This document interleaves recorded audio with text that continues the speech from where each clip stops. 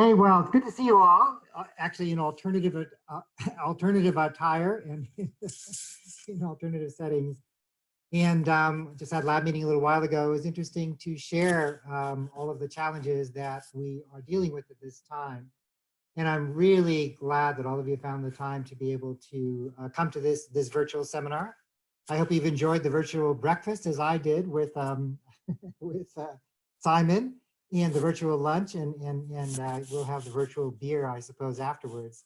But it gives me a great pleasure to introduce Simon, who actually would not have had to come very far to come and visit us, because he's currently at the New York University, and he is really, I think, one of the fascinating people who will be representing, I think, what we focused on in this job search is somebody who can cover a very broad array of topics in our very broad field of ecology, evolution, and environmental biology. Simon got his degree at Wageningen, and then later on went to Cambridge, which is the Wageningen of the UK, and has put out a staggering number of publications in some of the best journals in our field on a variety of topics that I think all of us will find interesting in one way or another. What's interesting is that it spans everything from understanding the sort of mechanisms of molecular evolution, all the way to understanding aspects of the Anthropocene, such as climate change, and the interactions between domestic plants and herbivores, which is going to be important in terms of feeding the 10 billion people we will have here in the future. It's also remarkable that he's just as comfortable working with model organisms as he is with domestic species as well as wild species, and that he crosses taxa, working from plants all the way to invertebrates. So I won't spend much more time than that. I find that these Zoom meetings tend to be less efficient than when we're all present. So let's get started, and let's welcome Simon, who has agreed to go through this in this very trying time to be here for this presentation. Thanks for coming, Simon. Yeah, thank you very much for that kind introduction, Shahid. And I'm also very grateful to the E3B community that this interview could still go on despite the circumstances. And I hope everyone and their friends and families are still doing okay in this situation. So to get started, so my name is Simon, but I go by Niels. That's what my parents named me, derived from my middle name to make things difficult. So I'm Niels Groen, also pronounced Groen in English, and I'm an evolutionary biologist at New York University. So diversity is all around us, and this is a very good thing. Because it makes our ecosystems and society more stable and stronger. And I first got interested and fascinated by diversity when I entered a tulip breeding contest back in my primary school years in the Netherlands.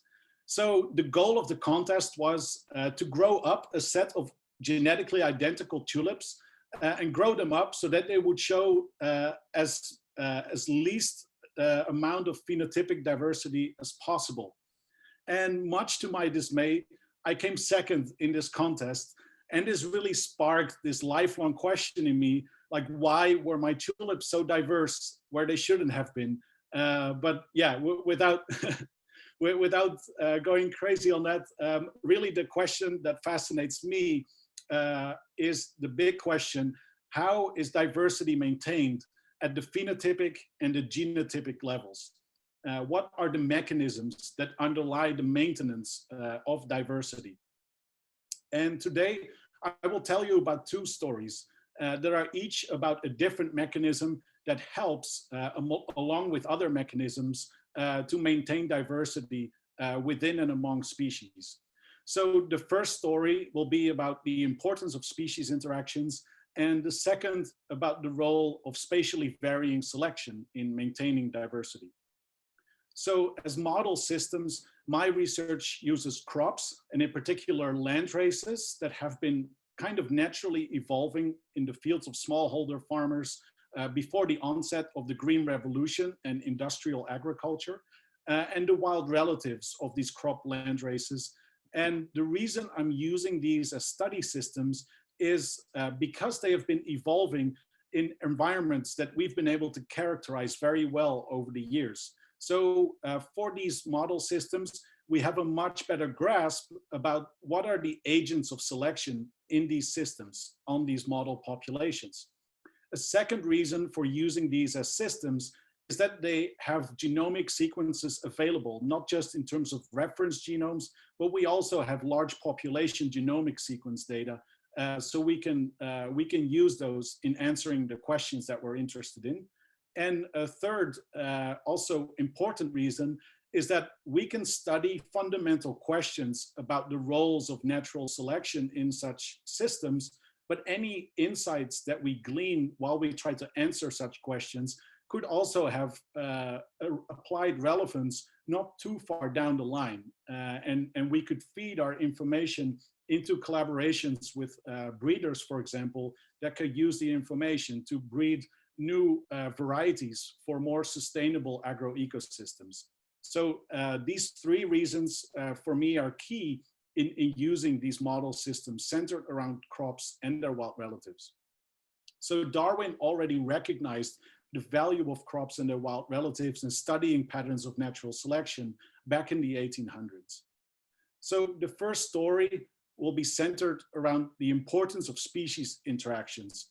So plants as primary producers, they're at the cornerstone of interactions with a lot of different consumers and species in higher trophic levels. So examples here are interactions that plants have with pollinators, with different types of herbivores. They could be sapsuckers, they could be leaf chewers, or feeding on the flowers. Then there are also insects that are predators on these consumers. So there are parasitoid wasps and syrphid flies as predators, for example. And very importantly, plants also interact with microbes, including viruses. And during my PhD, I focused on plant interactions with one such virus in particular. And this virus is called cucumber mosaic virus, or CMV in short. So CMV was discovered about 100 years ago in cucumber, hence its name, but it's also kind of a misnomer because it infects more than 1,200 different plant species, including most of our crops and their wild relatives in agroecosystems and in natural ecosystems. And one very interesting observation is that in populations across different species, in particular of Solanum, so Solanum is the genus that harbors our domesticated tomato plants, but also their wild relatives. And across populations of these Solanum species, resistant individuals to the virus have been identified, yet somehow resistant individuals or the trait of resistance never reaches a very high level in these populations. So we were interested in what are mechanisms that could contribute to this. So in the bottom, you can see a number of different plant organs and what they're looking like after they get infected with CMV. So you see leaves, they start showing mosaic symptoms, and fruits, they actually start to be malformed, but flowers in the middle, important to note, still look fine, and they're actually not symptomatic. So CMV, it's a positive sense RNA virus, just like the coronavirus in some ways. And in this case, CMV actually has a tripartite genome. And these three RNAs that make up its genome together encode for 5 different proteins. So there are the 1A and 2A replicase proteins. And then on RNA 3, we can find genes encoding the movement and coat proteins that envelop the viral particles. And then in RNA 2, there is also a very important protein called the 2B protein. And I'll come back to that protein. So plants defend themselves against viruses through a multi-layered system. And a first line of defense is through RNA silencing. So RNA silencing works as follows. So when the plant genome itself actually encodes genes called primary microRNAs that can, the RNAs coming from those genes that can curl up onto themselves and form double-stranded RNA portions. Double-stranded RNA portions are also formed when the virus is multiplying inside plant cells, and there are double-stranded RNA replication intermediates.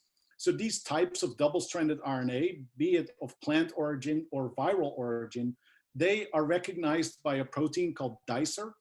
And this dicer protein cleaves the double-stranded RNA into single-stranded small RNAs. And these small RNAs can then be used by a protein complex called slicer that then uses these as guides to specifically cleave or silence viral or plant RNA that is matching with the small RNA as a guide. So this mechanism is a way for the plant to regulate the expression of its own genes, but it's also a way to destroy viral genomes as the virus is trying to replicate.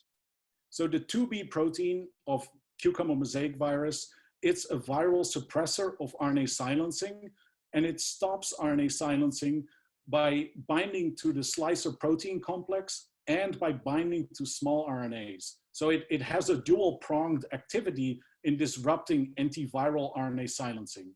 And by doing so, it's also disrupting mechanisms of plant gene expression of the plant's own genes as well. And this is one of the ways in which this virus causes symptoms. So actually, when the virus is successful in stopping antiviral RNA silencing, the way is free to colonize the rest of the plant typically. And when plants are infected, so here we see yield or actually seed counts that we did on plants that are infected and non-infected in white. What we can see is that fruit of infected plants have lower numbers of seeds than fruits from healthy plants. So there is clearly a fitness cost of infection. And this means that the virus is putting a selective pressure on these plants to evolve resistance in theory. So that's what we would expect, that there is pressure on these plants to become more resistant against this virus, given that it's imposing fitness costs. So plants also have a second layer of antiviral defense. And this is not such a general mechanism as antiviral RNA silencing. So plant cells also have these proteins called nibbler proteins, and these float around inside the cells as surveillance proteins to look for signs of attack by a pathogen, let's say, in this case, the virus. So these nibbler proteins, they have large allelic diversity. So in the tomato genome, there are 394 of these nibbler genes. And there's large allelic diversity at these nibbler loci. Now, when an aphid that transmits cucumber mosaic virus from plant to plant starts feeding on a plant, and viral particles dislodge from its mouth parts into the plant cells, if the tomato plant has the right nibbler proteins around, derived from the right nibbler alleles, it may be able to recognize that there is this viral infection ongoing. And when this recognition happens, there is a very strong immune response that will then be triggered, which consists of localized cell death. And this localized cell death will restrict the virus within those few cells that were initially infected and prevent it from spreading throughout the rest of the plant.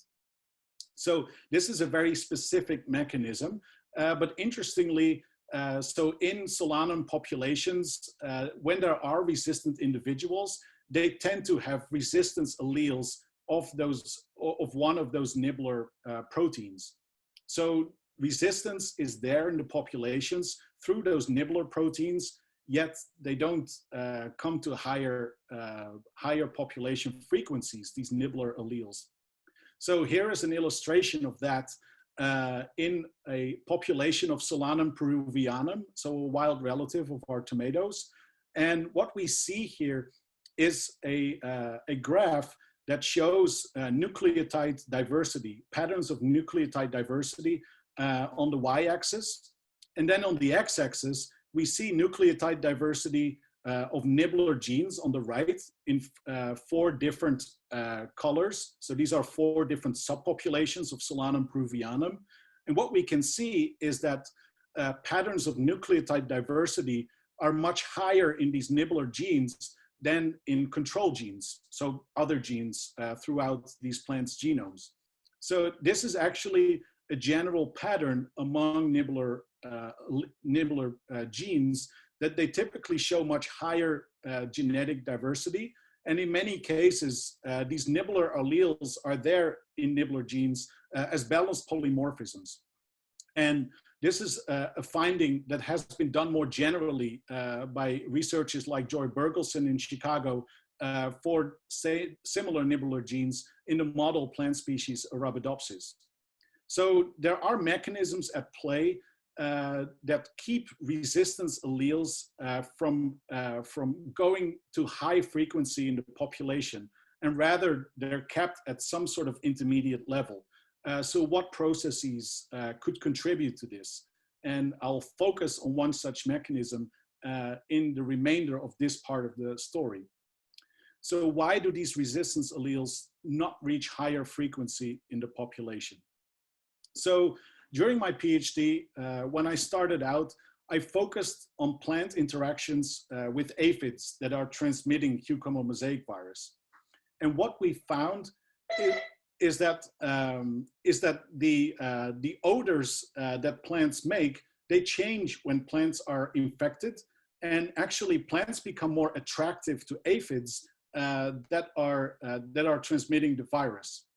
So these aphid attractions, they wouldn't do anything with the plant's alleles, but there might be other insects that could actually determine more about which alleles end up in which individuals in the population.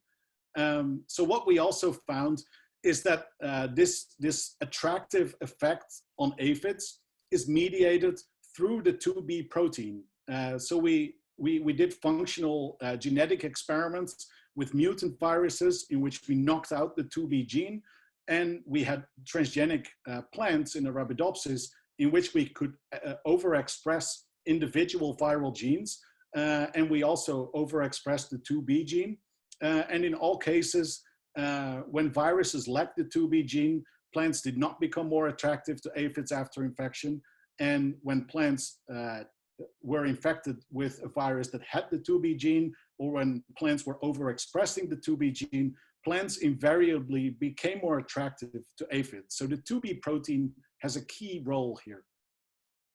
And putting these findings together, I started thinking like, okay, if aphids are more attracted to infected plants, how about pollinators? Because they could have an effect on which alleles end up in which plant individuals in the next generation. So the idea here is that if a susceptible plant is infected, this plant has a susceptible genotype and a set of susceptibility alleles at the nibbler genes. So these susceptibility alleles, they would be part of the pollen that these plants make. And when bumblebees come in to pollinate the plants, and they would be more attracted to infected plants, they would start transmitting more susceptibility genotype pollen on towards the next generation. And this could be one of the mechanisms through which susceptibility alleles stay in the population of plants, and it could prevent the resistance nibbler alleles to the virus from taking over the population in a number of generations. So I've illustrated that here. So if bees have a preference for susceptible infected plants, then this could be a way in the graph on the top right that the susceptibility alleles in purple stay in the population and the resistance alleles in green would not take over. However, if bees would not have such a preference, then given that it's costly for plants to be infected, given our earlier experiments, then we would expect a resistance nibbler allele to slowly start taking over the population, as we can see in model 2 in the bottom right corner, with the green allele slowly starting to take over. So I wanted to test this hypothesis. Do bees actually prefer to visit infected plants? And could this be a way of preventing resistance alleles from reaching high levels of high frequency in the plant population? So we did a series of experiments where we measured pollinator preference. And I will tell you up front that bees indeed showed a preference to go towards infected plants. And I will tell you now how we found that. So what we did is we had a colony of bees that we hooked up to a flight arena. And we could control the entrance of bees into this flight arena. So in this flight arena, we put plants there that were either healthy or infected, and we covered these plants with cardboard towers that were open at the top. So the bees would not be able to see the plants, but they would be able to smell the plants through those open tops on the towers. And what we did, we placed little cups on the top of the towers with sucrose, so bees would get a reward for visiting these towers that they have no earlier visual experience with. And they would be incentivized for going towards these towers, basically. And actually, these bees, they were all naive. They had never smelled any plants before in their lives. And they would also be used only once in preference experiments, but sometimes they would be used more often in other sets of experiments. So here's the setup where we have a beehive connected to a flight arena and a set of 10 randomized plants in the flight arena that were either infected or non-infected. And shown is one bee that we could let in at a time to make a choice of visiting one of the towers. So what we found is shown here in this graph for our first experiment. So what we see here are the results of choice experiments. So at the x-axis, you can see the percentage of choices that bees preferred to go to either plants of one treatment group or of the other treatment group. And this is like a tug of war contest where we would expect plants to be visited 50% either way in each of two treatment groups. And when the bar shifts from one side to the next, this would indicate a change in preference of bees mediated by the infection status of the plant. So in the top bar, we see our comparison of bee visits to towers that were covering either healthy plants, also called mock inoculated plants, that we gave a little water treatment to mimic the treatment that we do to infect plants with the virus. And then there are plants that are actually infected with the CMV virus. And what we see is a highly significant preference of bees to visit plants that were infected with the virus. Now we then repeated the experiment in the middle set of results where either there were healthy mock inoculated plants or plants infected with a mutant virus that doesn't have the 2B protein. And in this case, there was no preference that bees had for either set of plants. And then when we infected plants with this mutant virus and compared it to plants infected with wild type virus, as seen in the bottom, then again, there was a preference for bees to visit plants infected with the wild type virus. So from this, we could tentatively conclude that the 2B protein had a very important role, not just in mediating aphid attraction to plants, but also in mediating pollinator attractions to plants.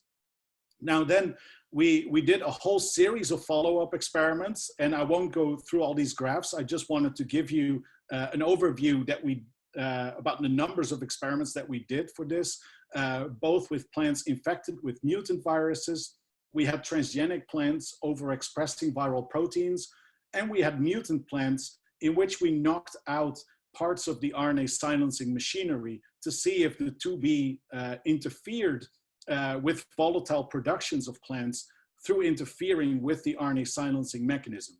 And all this to show that indeed the 2B protein is key in mediating B preferences, and that it does this through interfering, at least partially, with the plant's RNA silencing mechanism. So through interfering with plant gene expression patterns. Then we went to measuring plant volatile emissions, because we were interested what kind of volatiles could mediate these changes in pollinator preference. So here you see our gas chromatography mass spectrometry setup, in which we had an infected plant on the left and a healthy plant on the right. And we covered the flowers with little glass chambers, and we sucked purified air through those chambers. And that air would then pick up plant volatiles, and the volatiles would stick to a filter in the top of the chamber. And we could then elute those compounds from the filter and analyze through mass spectrometry which volatiles were emitted differently by plants of those two different treatment groups, and plants infected with a mutant virus as well. So what we found is that when plants are infected with wild type CMV, they start emitting more volatiles than healthy plants, and that this effect is basically not there when plants are infected with the mutant virus.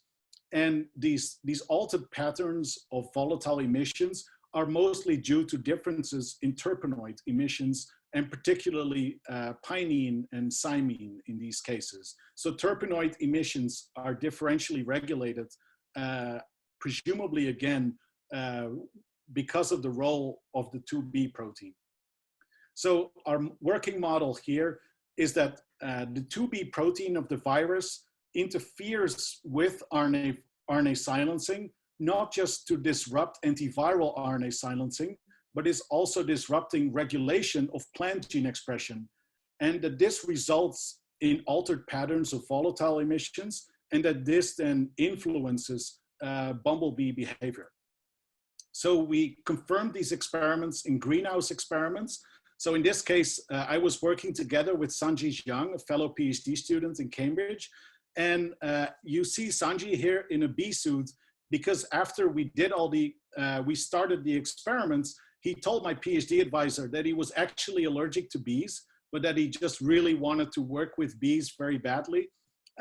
So my PhD advisor almost got a heart attack when he heard that. But then he gave a protective bee suit to Sanji, so we could still do these experiments together. And we could confirm all the patterns that we found in the flight arena setup, in this greenhouse setup, with bees able to interact with the plants as well. So our conclusion is that bees prefer to visit susceptible infected plants, and that this could be a way for susceptibility nibbler alleles to stay in the populations and prevent resistance nibbler alleles from taking over the plant population.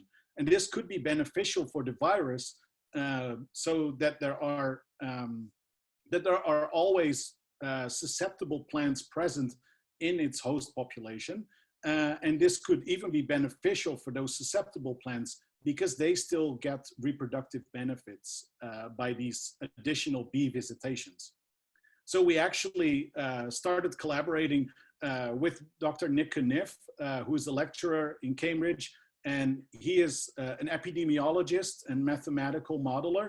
And we modeled in an epidemiological model that we transposed to being a genetic model, whether indeed these findings could help for susceptibility alleles to stay in the populations and to prevent resistance alleles from taking over. And with the parameter settings that we derived from our experimental data, indeed, we find that when bees prefer to visit infected plants, and given the fitness costs that plants have if they're not visited by bees, that this indeed promotes coexistence of susceptible and resistance alleles at hypothetical nibbler gene loci. So this could be a mechanism through which balanced polymorphisms at nibbler genes are maintained in populations. So species interactions, they could really have an important role in maintaining genetic diversity at immunity loci in these plant hosts. This is, yeah, very fascinating to me. And it might have relevance to immunity genes in other study organisms as well.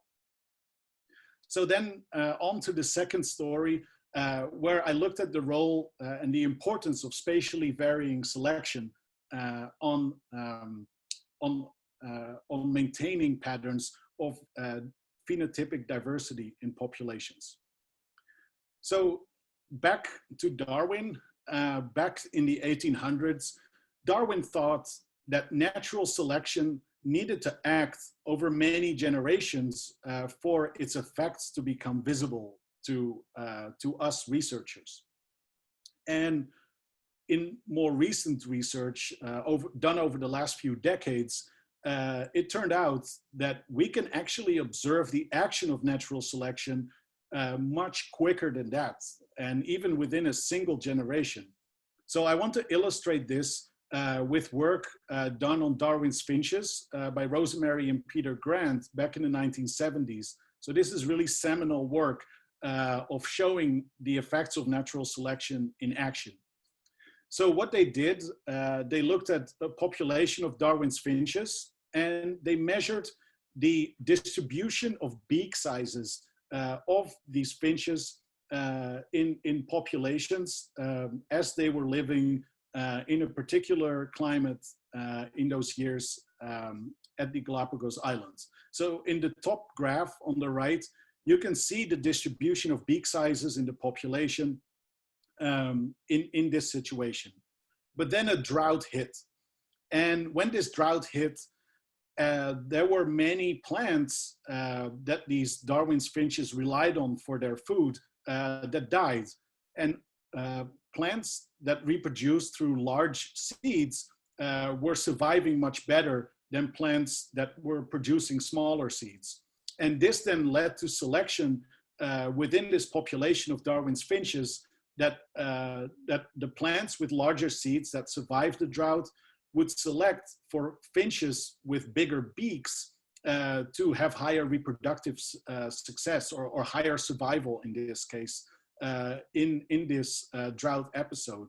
And what you can see is a shift in the distribution of beak sizes in the population after this drought episode.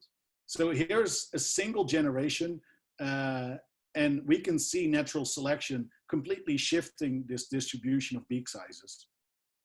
And then in the 1980s, people like Landy and Arnold, Price as well, they went back to these types of data and they devised a way to actually quantify the strength of natural selection operating in this single generation on such a trait of interest.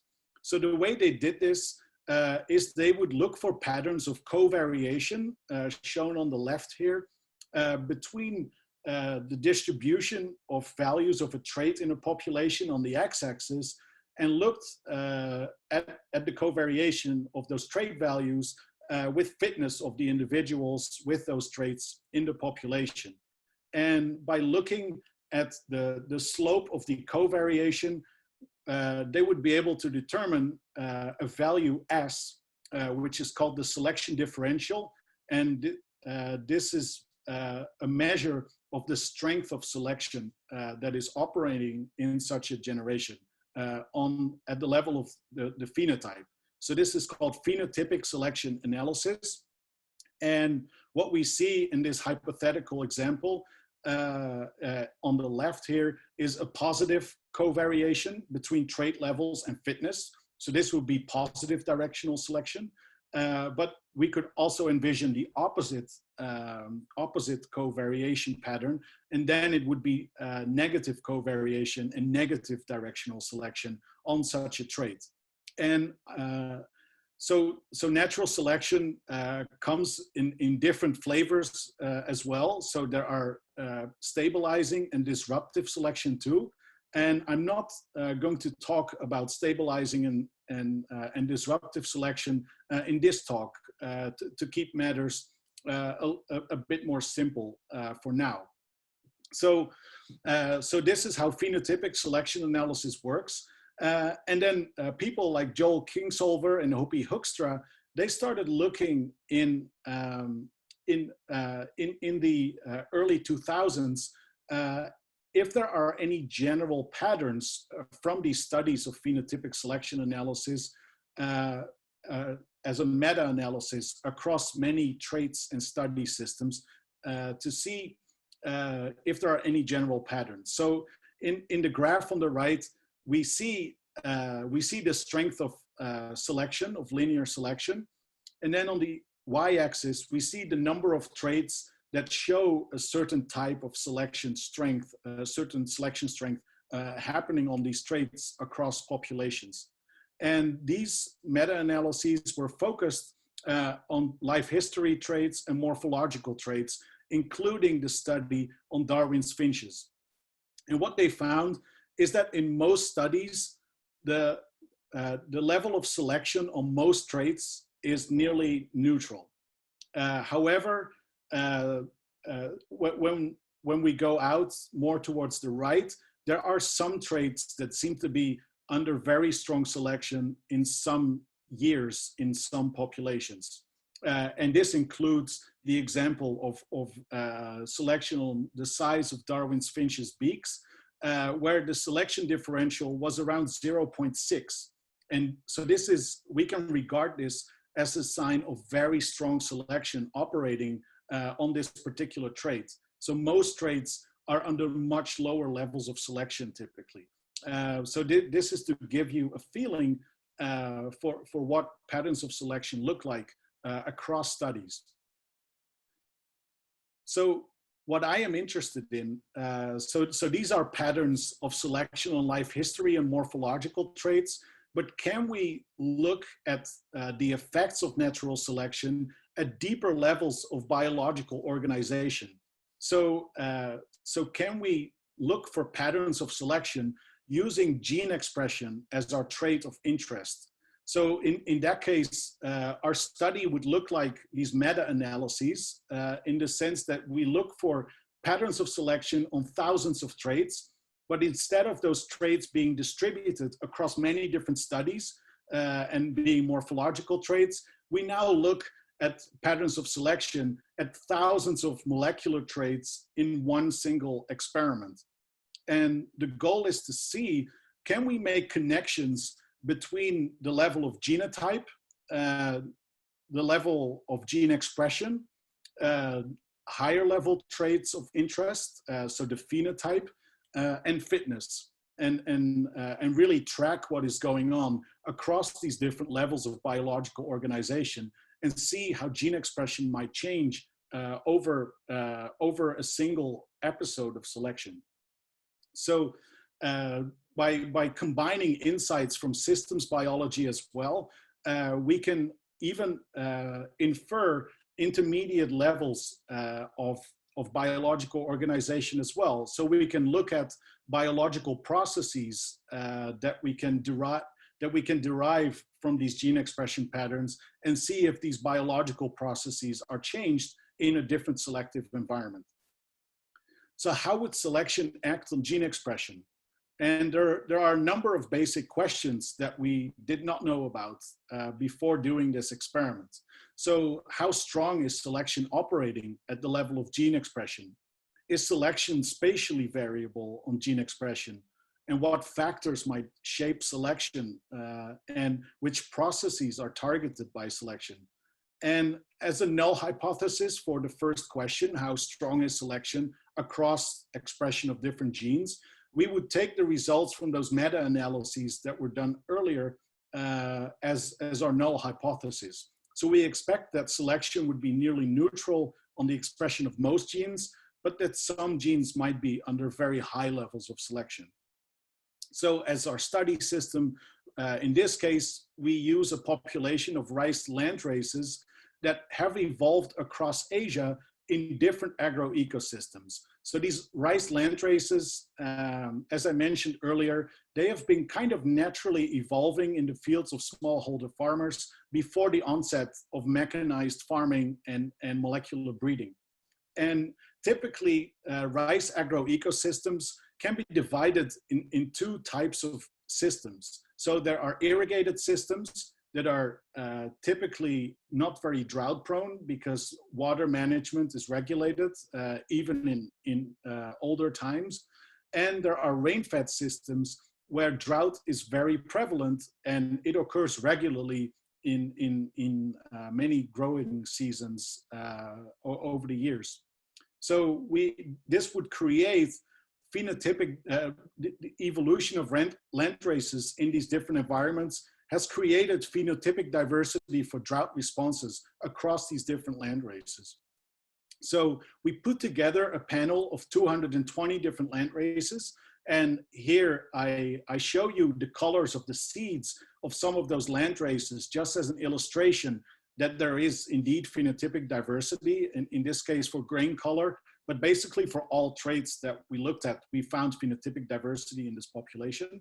And we planted this population in triplicate in a wet field that we irrigated and a dry field that we irrigated initially to establish the plants, but then we pumped out the water and plants were left to their own devices to cope with the drought stress. Then what we did when plants were still at the vegetative stage, after they had about 2 weeks of drought in the dry field, we went in with 4 teams of technicians in each of the fields. And in parallel in the 2 fields, we started harvesting leaf samples from all the plants in those fields. So 660 plants per field. We started harvesting the tissue and the layouts of the 2 fields were identical. So we could control that way for any differences in circadian clock effects. So sister samples from each of the 2 fields were harvested at the same time.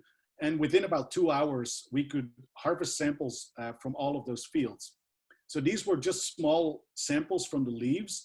And we left the rest of the plant intact to grow for the remainder of the growing season. And we did non-invasive measurements of traits that we could look at, such as leaf area through imaging, chlorophyll content of these plants to get some measure of nitrogen content in the plants and photosynthesis perhaps. We looked at flowering times of the plants. And then very importantly, at the end of the experiment, we counted the number of grains that the plants made. And we used this as our fitness proxy. So the RNA sequencing experiments we did on the samples after we had brought them back to New York. And what we did is we collaborated with the lab of Rahul Satija here at NYU and the New York Genome Center. And we repurposed his single cell RNA-seq technology to now have a plate-based assay in which we could multiplex RNA from 96 samples in one library that in which we barcoded each of the samples.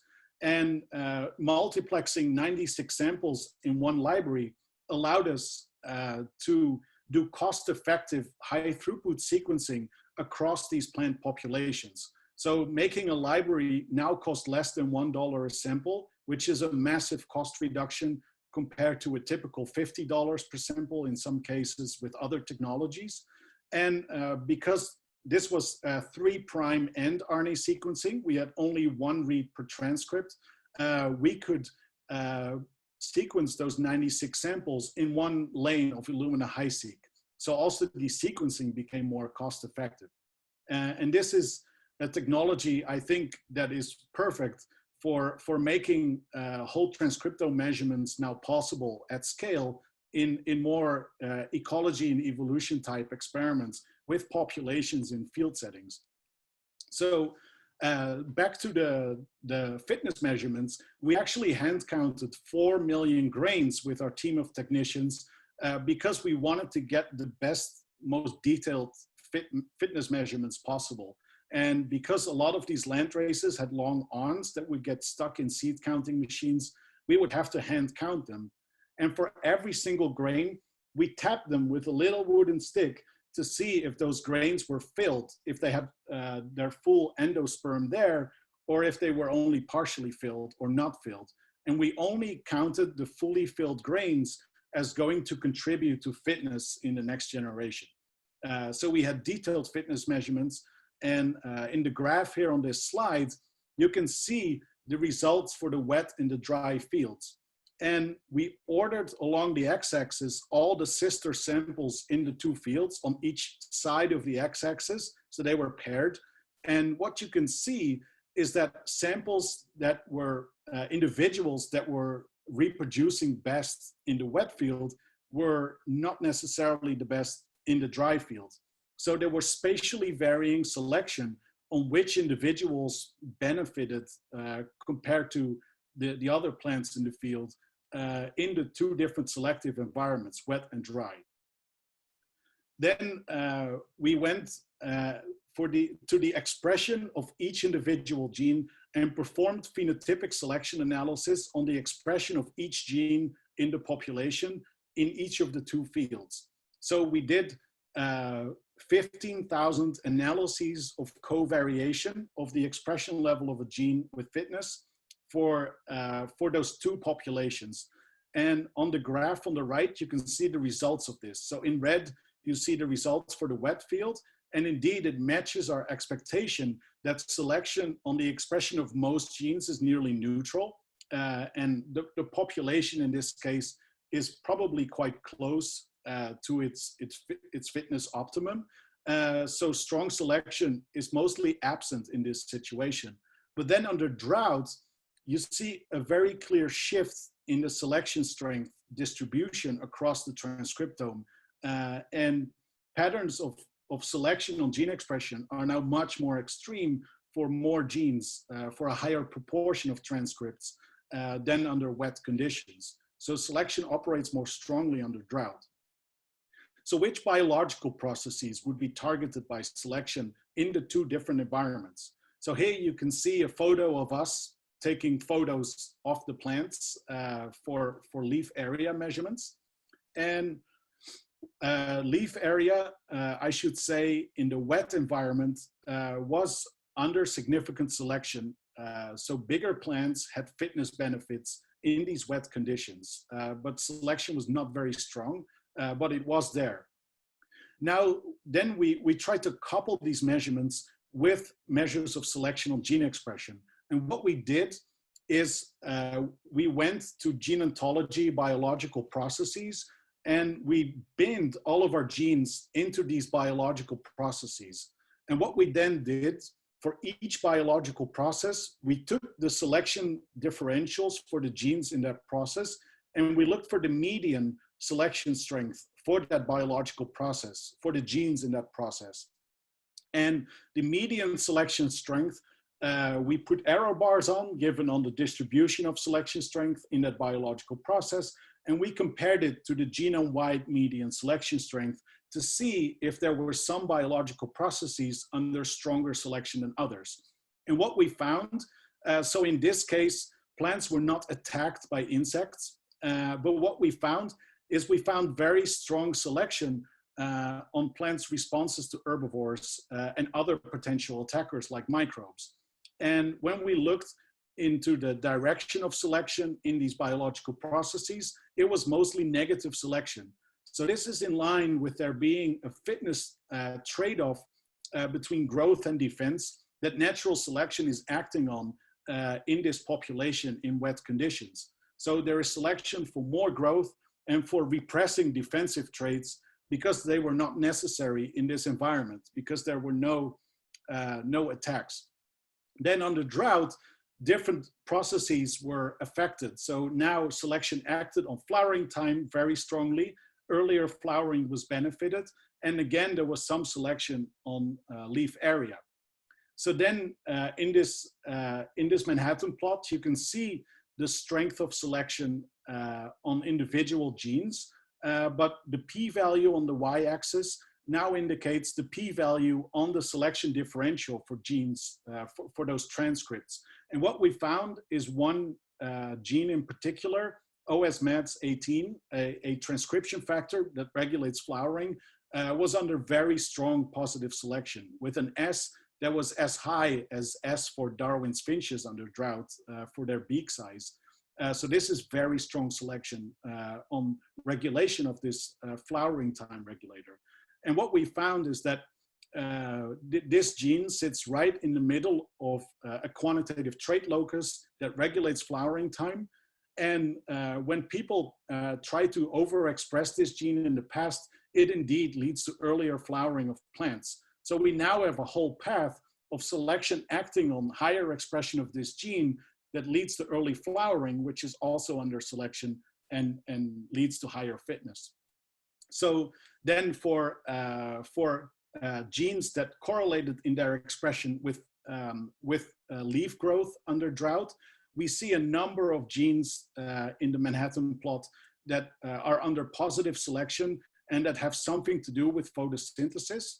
And then when we take our approach for looking at selection on biological processes, we see, for example, that a positive regulation of response to water deprivation is under positive selection here in these circumstances. So this is what we would expect to be under selection, plus a number of other traits that were less obvious to us and that are targets for future follow-up studies. So in summary, we can now measure selection on gene expression. Selection acts in a spatially variable way. So different traits are under selection in different environments, which could maintain phenotypic diversity in plant populations when they are in different environmental settings. So selection acts on a growth defense trade-off in the wet environment and on an early flowering, also called a drought escape response under drought. So additional projects, I'm now looking at whether there is selection on gene expression plasticity. And I'm also, I have been working on how monarch butterflies evolved resistance to host plant toxins. So, and this actually in the future, I will, so if we focus on the left-hand side, I will continue to do studies of how natural selection operates, but now instead of drought, we will use species interactions as our selective agents, so different types of herbivorous insects. And in addition to rice, we will use wild species of tomato as our model species because we identified in previous studies that different kinds of insects have different levels of sensitivity to the toxins that these plants make. So, and again in rice, we will continue to study rice, but also now linking patterns of selection on resistance to herbivores in the context of rice growing in different agroecosystems. So in drier agroecosystems, levels of herbivory are typically higher and more variable than in irrigated agroecosystems. So we'll use landscape and climate data in combination with data on insect attack rates to look for patterns of selection on rice traits across levels of biological organization to understand mechanisms of selection in this rice setting as well. So with that, I would like to thank my postdoc advisor, Michael Peruganen at NYU, and people in the lab there, and my previous advisors earlier on in my career, so Noah Whiteman at Berkeley, John Carr and Beverly Glover at Cambridge, who were my PhD advisors, and then Fred Ozebel and Naomi Pierce at Harvard, who I worked with during my master's degree, and I still am in close contact with. So these people were all tremendously helpful as mentors throughout the years. So I would also like to thank the various funding organizations, including the Gordon and Betty Moore Foundation for a postdoc fellowship, And I'd like to thank you for your attention. And I'm very happy to answer any questions that you may have. Thanks.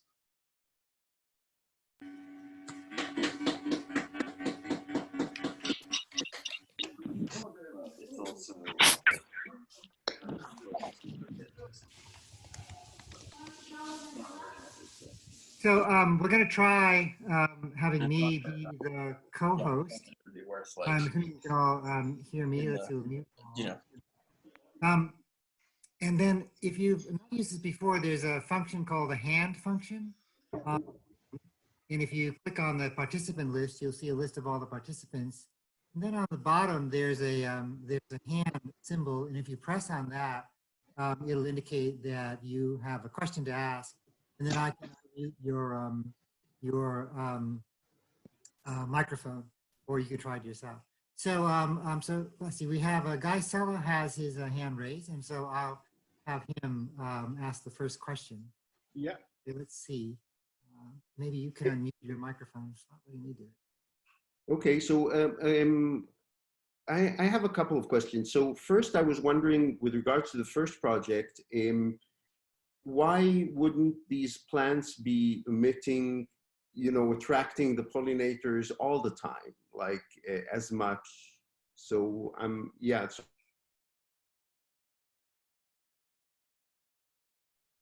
Sorry. These volatiles that the flowers emit, they don't just attract pollinators, but they can also attract herbivores. And actually, the pollinators, when they spend too much time on those flowers, they can start damaging the flowers as well. So there are trade-offs to attracting pollinators that could have negative consequences to some extent if there is too much attraction. So trade-offs like that, I think, could dampen pollinator attraction abilities of plants somewhat in terms of what has been selected for.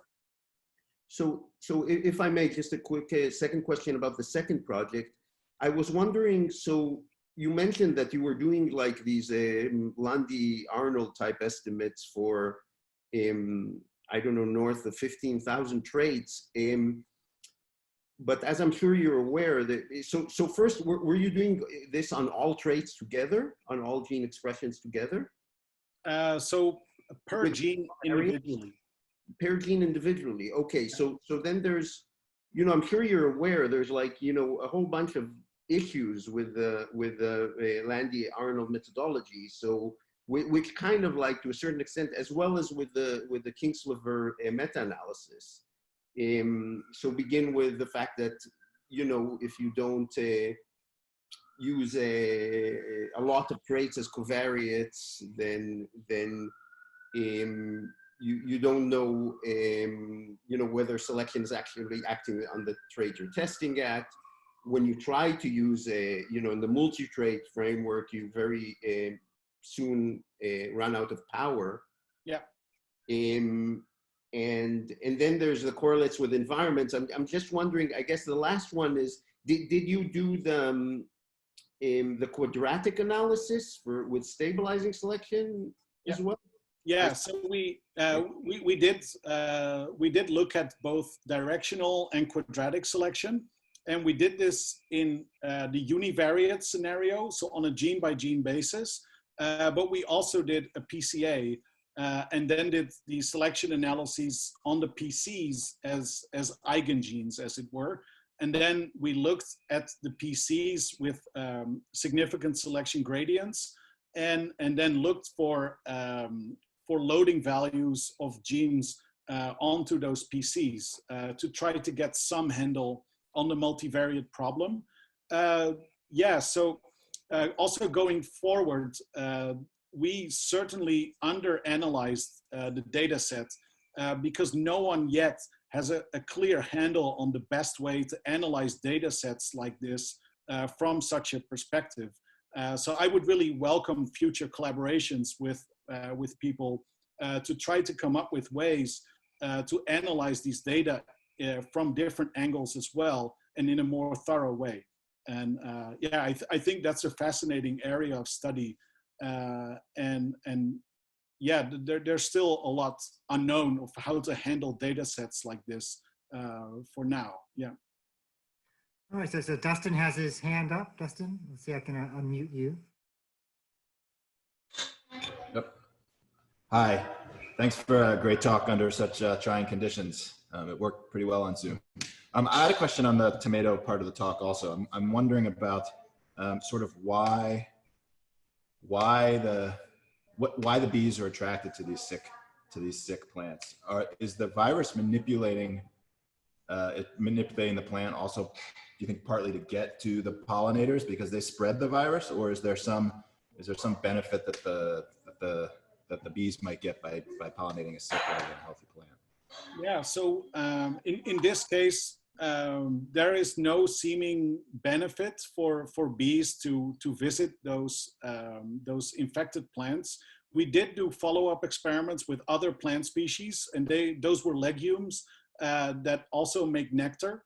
So these tomato flowers, those solanum flowers, they don't make nectar. So there's no obvious reward there other than pollen for pollinators. But in species that make nectar, we found that virus infection makes the nectar more sugar rich and more rewarding in a way. And bees were attracted to infected legume plants as well. So in that case, there would be a reward that is enhanced in an infected plant. And something like that could be a signal that the pollinator could learn. So with our tomato plant work, what our hypothesis is that in some ways, these flowers, they make in their standard non-infected, in their non-infected state, they make volatiles that are to some extent attractive, but also to some extent repellent. So bees don't spend too much time on those flowers. And I think some of those repellent volatiles, they were slightly lower and the attractive ones slightly higher. So I think the overall bouquet just became a little bit more attractive to the bees. But there, yeah, without a very obvious benefit. All right, so the next person whose hand is up here is Andres. So Andres, I'll unmute you. Let's see. I think I'm unmuted. You did? Okay. Hi. So a question, the rice, these accessions you use come from a variety of environments, from more ones that have more fluctuation. Sometimes they're dry and somewhere from the irrigated parts, correct? Yeah. Okay, so my question is related to like phenotypic plasticity on these gene expressions. If, for example, the plants that are in these fluctuating environments, even when they were planted on the more wet environments for your experiments, did they still express higher levels of this gene, or do they vary with the environment? And to what extent the selection is on this phenotypic plasticity rather than, or in addition to on the trait, the expression of the gene itself, to be able to modulate it under different circumstances? Yeah, so these analyses are still ongoing. I have completed some first analyses on levels of selection on plasticity. What we find is that selection in that case seems to target different biological processes compared to sort of the steady state expression levels in environments separately. So selection for plasticity now targets physiological traits like how stomata seem to behave. So plants that have more plasticity in sort of opening and closing their stomata in the right conditions, they seem to have higher fitness than plants that have more sort of rigid stomata. So that's what the preliminary analyses seem to indicate. And then, yeah, I'm interested in exactly the questions that you were posing. So trying to relate those patterns of selection back to the environments that the accessions came from. And those analyses are still, yeah, I still need to do.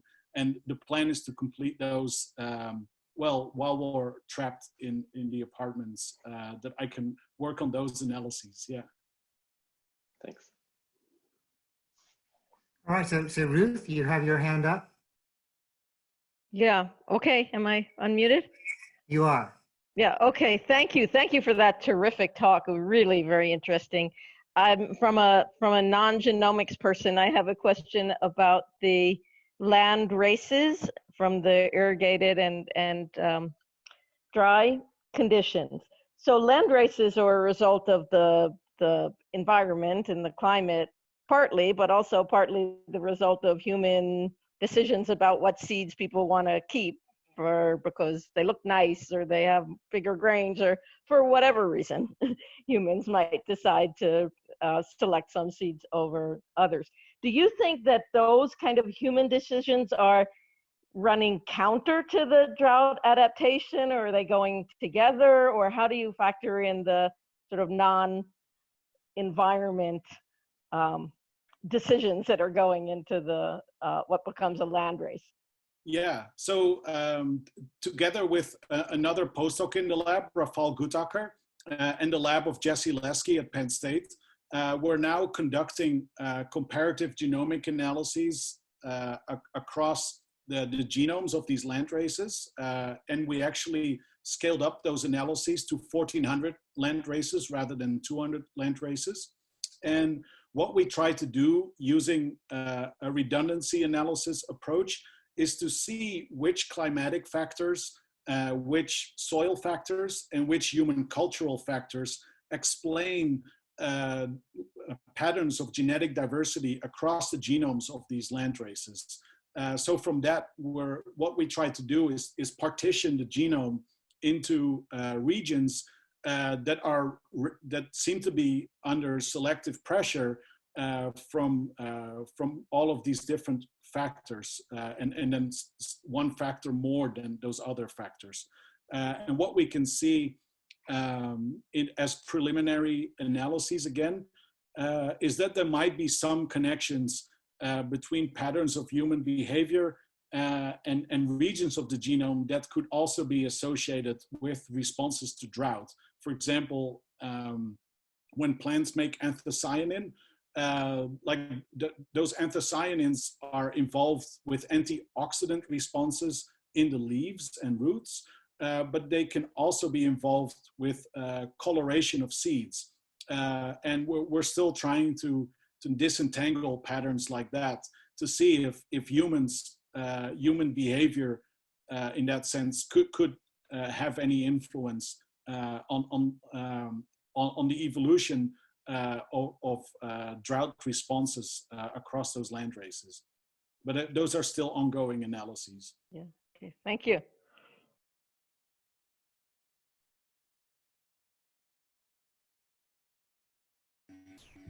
All right, I think Shahid said something and didn't unmute himself, but I think people can hear me now. I'd like to echo, very nice talk. These are difficult circumstances, but really nice job. My question is just a follow up on Ruth. You said you included various human cultural factors in the analysis. You know, when I do analyses involving climate factors, even with just climate, there are tons and tons and tons of things that I can choose from to put in as a driver variable. So how do you go about choosing what human cultural factors to include and which ones have you gone about choosing? Yeah, so we know some genes that have a very strong effect on grain traits, such as there is this gene called the waxy gene that makes that the allelic status of that gene determines whether the grain is going to give rise to glutinous or non-glutinous rice. So whether you make it into rice cake, for example, or more like loose cooking rice. So we put the allelic status of that gene in as a cofactor because it has such a large effect on the type of grain that comes out. And what we also did put in as a cofactor in the end in those analyses is a human language group.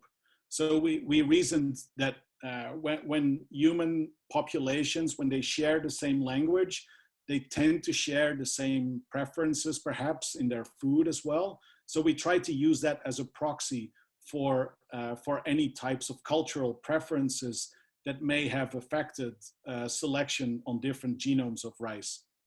So these were the factors that we ended up choosing.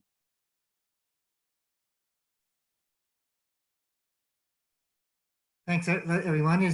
So if I'm not sure if everybody was able to figure out the hand function, if this is your first time at it. So, and I can't see all of your pictures. So let me unmute everybody and see if you want to speak up if you haven't figured out the hand function. And just ask a question if you want. Otherwise, I have a question.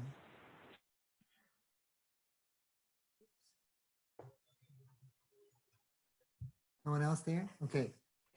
So go back to muting everyone. Let me ask a question along these lines. So thinking about the way the biota have been changing and how we're having things like climate change, and we had a little bit of discussion about your interest in climate change and the possibility of a school of climate change here at Columbia.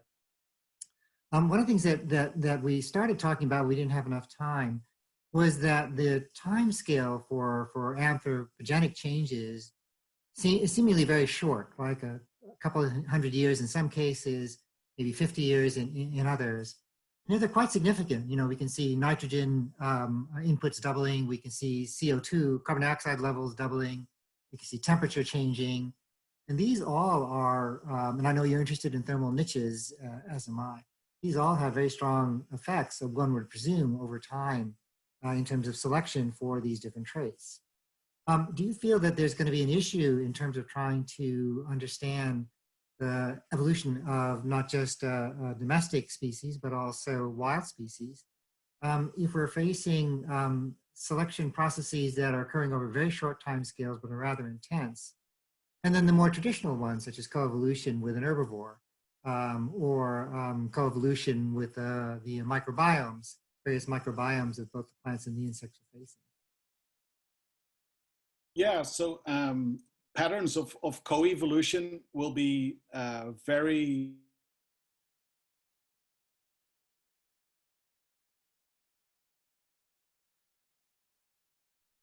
it might be relatively I try to say that like studying patterns of coevolution and trying to project those into the future might be hard,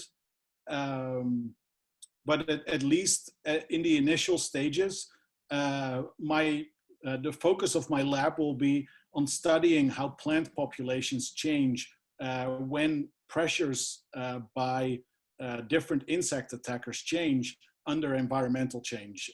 So through human factors or environmental factors, climate factors, when those change biotic interactions, I'm interested in how that then affects plant populations.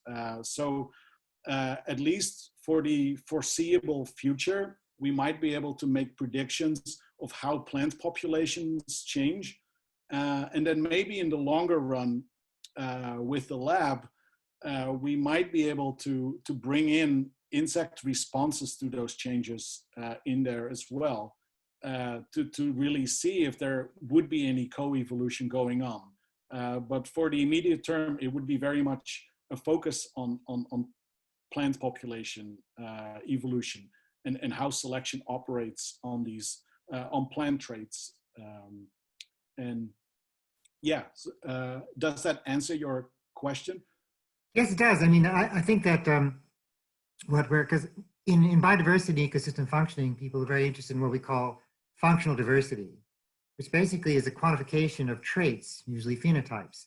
And many of these are the traits that you're actually looking at, but in the quantification, it usually doesn't include, say, the phylogenetic or the evolutionary component when we say this is a functionally more diverse community than another. But then what happens is species start to drop out, climate starts to change, precipitation starts to change. And all these start to change what a trait actually means in terms of the fitness of the species.